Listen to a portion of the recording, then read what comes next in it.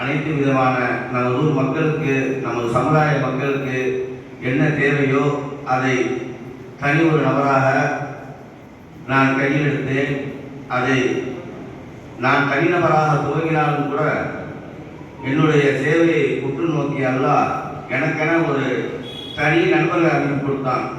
20 நபர்கள் புடைசூழ அந்த பணியை இன்றளவுக்கு நான் மேற்கொண்டு வருகின்றேன்.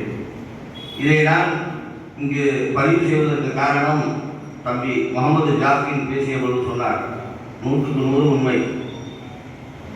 நான் இப்பொழுது இங்கே வந்திருக்கக்கூடியவர்களுக்கும் இப்பொழுது புதிதாக பொறுப்பேற்கக்கூடிய நிர்வாக பெருமக்களுக்கும் நான் சொல்லிக் கொள்வது என்னவென்றால், நாம் இப்பொழுது மக்களால் தேர்வு செய்யப்பட்டு இங்கே பொறுப்பிலே அமர்ந்துவிட்டோம்.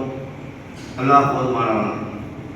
நாம் இனி ஒரு 3 ஆண்டு காலம் நம்ம ஊரிலே பல சவாலான விஷயங்கள் நிறைய உண்டு. அதையெல்லாம் பேசிக்கொண்டே போகலாம். அதுவல்ல இந்த நேரம். இங்கே பொறுப்புதாரியாக பணியில்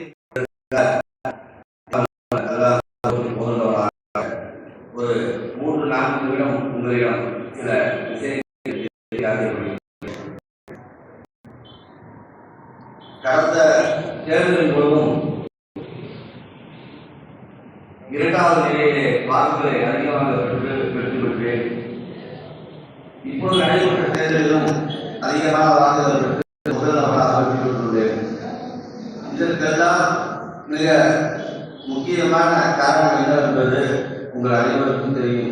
என்றால் வாக்களித்து தேர்வு செய்தவர்களே நீங்கள் தான். கடந்த 20 ஆண்டுகளாக